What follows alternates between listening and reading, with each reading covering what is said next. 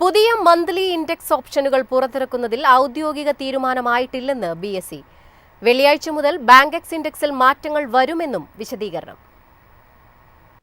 പുതിയ monthly index ഓപ്ഷനുകൾ പുറത്തിറക്കുന്നു എന്ന വാർത്തയിൽ ഔദ്യോഗിക വിശദീകരണവുമായി BSE രംഗത്തെത്തി.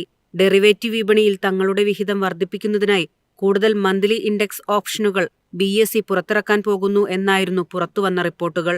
വിപണിയുടെ ആവശ്യം പരിഗണിച്ച് ഡെറിവേറ്റീവ് സെഗ്മെന്റ് വിപുലീകരിക്കുന്ന കാര്യം പരിശോധിക്കുന്നുണ്ടെന്നും എന്നാൽ നിലവിൽ സെബി നിയമപ്രകാരം വെളിപ്പെടുത്തേണ്ട ഔദ്യോഗിക തീരുമാനങ്ങളൊന്നും എടുത്തിട്ടില്ലെന്നും BSE അറിയിച്ചു. ഡിസംബർ 26 മുതൽ ബാങ്കെക്സ് ഇൻഡെക്സിൽ മാറ്റം വരും. AU small finance bank, Punjab national bank, union bank of India എന്നീ 4 ഓഹരികൾ കൂടി ഉൾപ്പെടുത്തും. ഇതോടെ ഇൻഡെക്സിലെ ആകെ ഓഹരികളുടെ എണ്ണം 14 ഉയരും.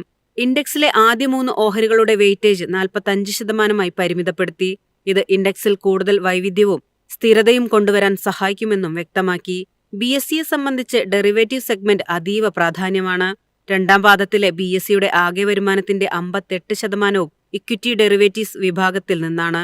2025 മാത്രം BSE ഓഹരികൾ 56% നേട്ടമാണ് നിക്ഷേപകർക്ക് നൽകിയത്. തുടർച്ചയായ 3-ാം വർഷവും മികച്ച ലാഭത്തിലാണ് ഈ ഓഹരി മുന്നേറുന്നത്. അതേസമയം ബാങ്കെക്സ് ഇൻഡെക്സിലെ മാറ്റങ്ങൾ മന്ത്ലി ഡെറിവേറ്റീവ് ട്രേഡിംഗിനെ കൂടുതൽ ആകർഷകമാക്കും. ഇത് BSEയുടെ വിപണി വിഹിതം വർദ്ധിപ്പിക്കാൻ സഹായിച്ചേക്കാമെന്നാണ് വിപണി വിദഗ്ധരും വ്യക്തമാക്കുന്നത്.